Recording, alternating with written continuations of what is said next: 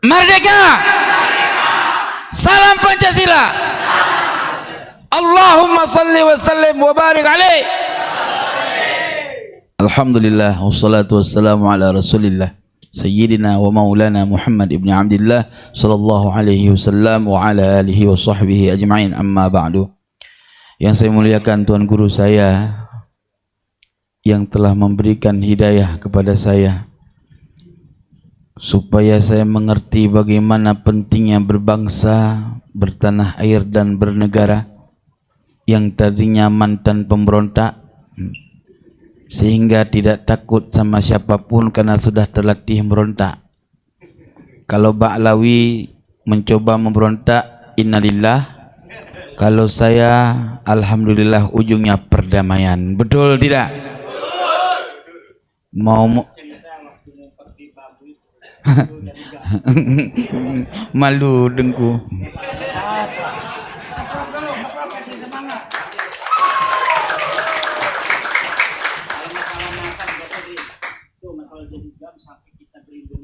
Betul. Jadi pada waktu COP 2003 masa Ibu Megawati,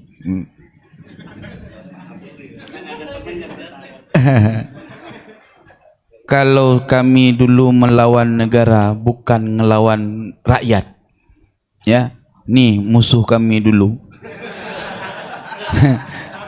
Salam dulu Pak kita, oi, sudah berdamai. Ya.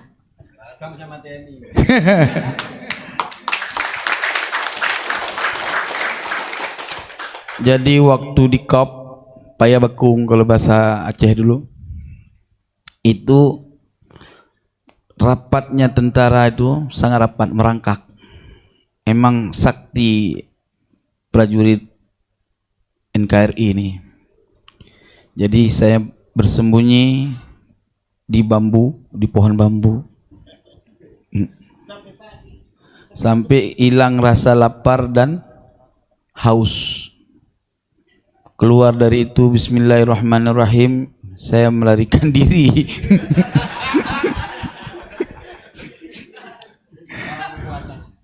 Iya, melarikan diri ke Indonesia Raya, Jakarta, di Kampung Melayu. Habis itu berangkat ke Bogor, Mama Bakom nyantri saya di sana. Lalu ditangkap sama buser karena dicurigai separatis. Dilandungilah oleh Mama Hariri daripada Bogor, Mama Bakom, ya. Singkat cerita, saya tidak bergaul dengan teman-teman bangsa Aceh pada itu karena ya menghindar daripada banyak kejadian. Tapi intinya tuan-tuan yang dirahmati oleh Allah, bangsa Aceh adalah bangsa yang merasa dihianati oleh bangsa ini. Aceh ingin dilupakan dalam sejarah peradaban bangsa Indonesia sebenarnya. Dulunya. Ini ulas. Biar Ba'lawi itu, Ba'lawi Jahannam tahu itu.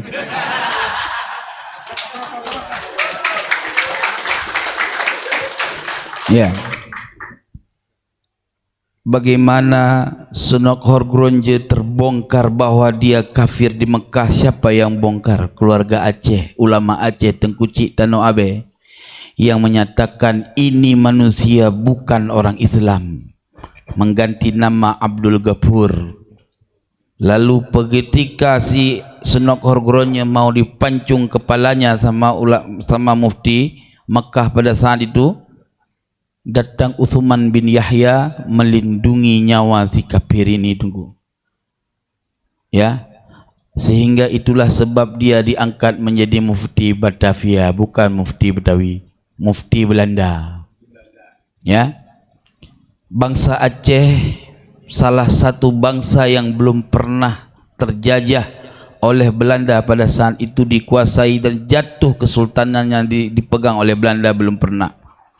Maka harus kita tahu dari mulai kakek kita dulu, ulama-ulama dahulu datang dari Persia, datang dari Hijaz, di abad 2 Hijri dari keturunan Ahlul Bait Nabi Muhammad sallallahu alaihi wasallam.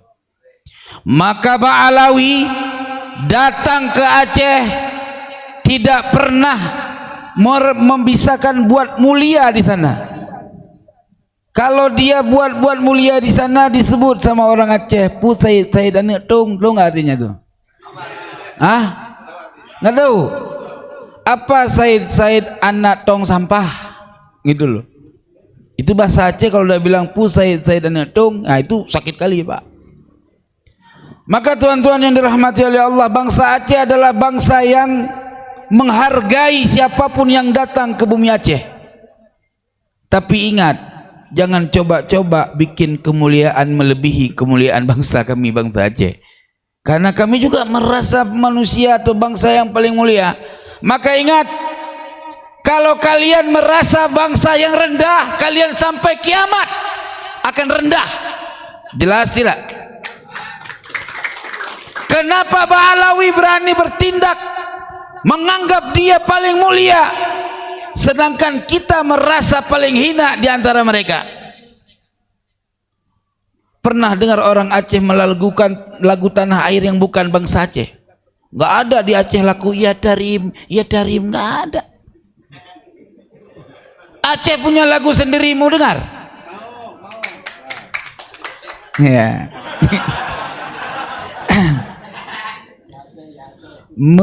Megare hitam memana hairakan, getanya kenang jasa syuhada,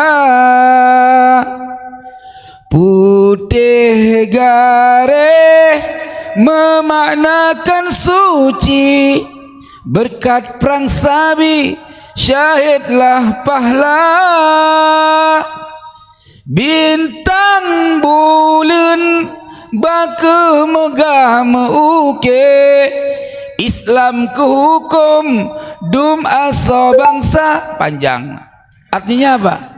Dalam lagu-lagu Aceh tidak akan pernah luput dalam perkataan syair-syair Aceh, ulama dan syuhada. Kenapa? Karena kami selalu mengenang darah para syuhada, sehingga kami tidak takut mati untuk membela tanah air bumi pertiwi. Jelas tidak? Singkat cerita tuan-tuan yang dirahmati oleh Allah, ini abad ke-14. Wasiat dari Tuan Guru tidak boleh lebih dari 10 menit.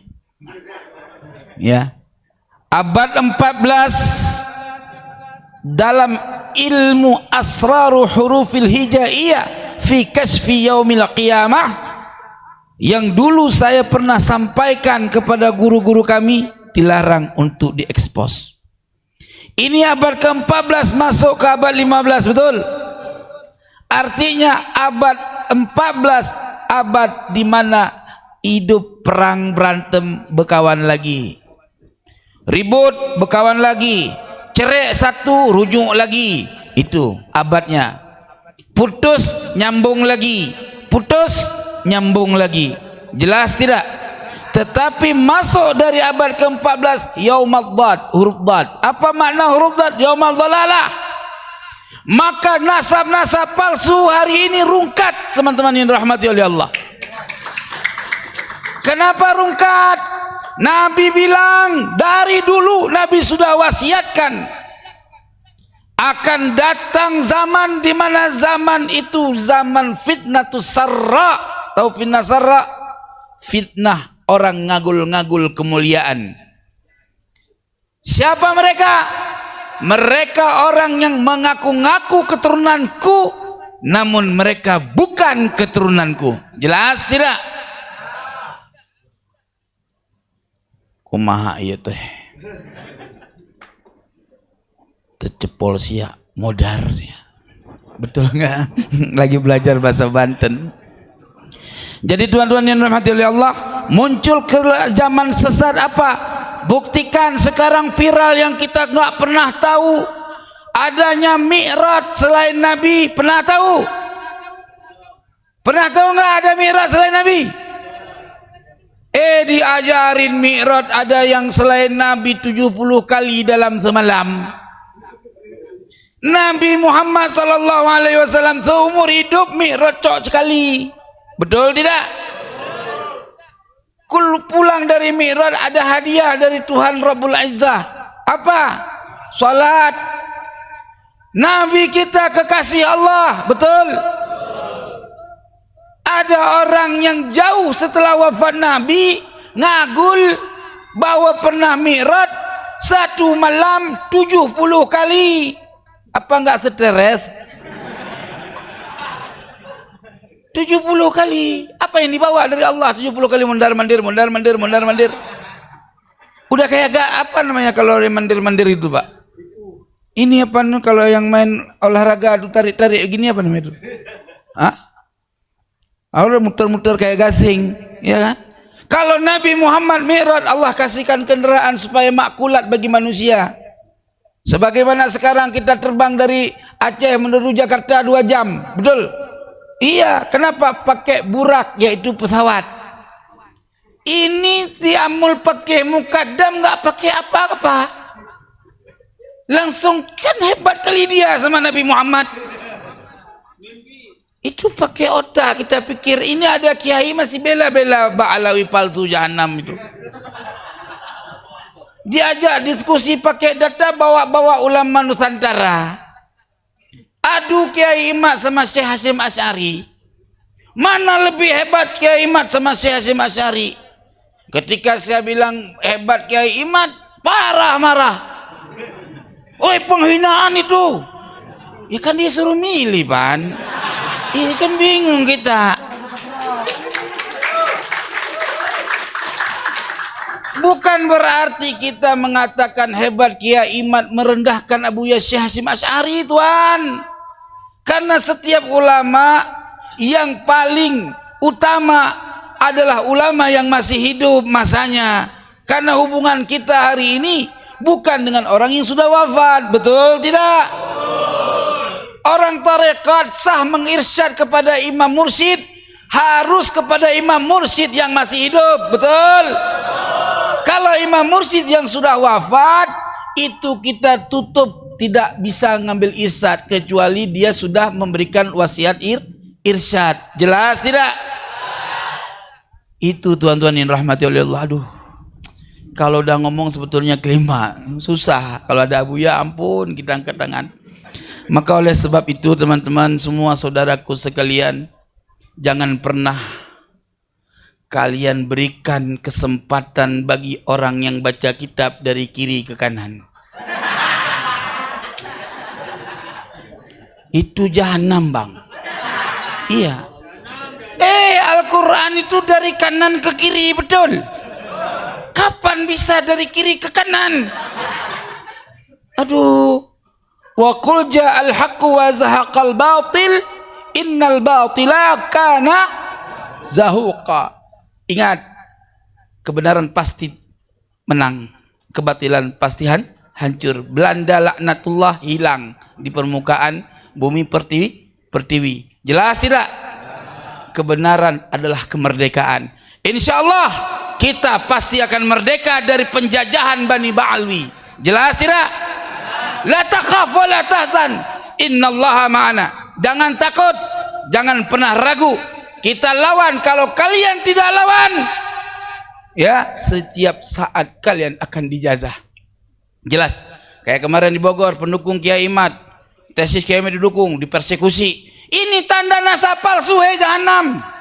Paham? Kalau nasab asli, ayo panggil Robito, demo Robito. Hei Bapak Robito, hei ahli nasab Robito. Nih Habib ini harusnya demo Robito. Ente sudah tanda tangan ini, aneh udah ente akui nasab Nabi nih. Mana tanggung jawab ente pade? Ini sudah ente tanda tangan, gua cucu Nabi. Ini udah dirungkan sama Kiai Imad, nih gimana tanggung jawabnya? Buset. Iya. Tes DNA Yahudi. Pusing kita. Nasab buatan abad 9, karya Ali As-Sakron. Tesis Kiai Imad dibilang kagak ilmiah. Giliran tesisnya Ali As-Sakron yang ngagul keturunan Nabi tanpa ada referensi dianggap ilmiah. Itu namanya lempar batu sembunyi tangan. Plus, wallah, aduh, sudah cukuplah ya. Kalau nanti kepanjangan saya berbicara klimak, lupa waktu maghrib ya. Insya Allah nanti bisa jumpa lagi kita. Mohon maaf lahir dan batin, wahai Tuan Guru, mohon ridhanya kalau terlalu offset saya tidak bercakap. Wallahul muwaffiq ila aqwamit thariq. Wassalamualaikum warahmatullahi wabarakatuh. Sebelum acara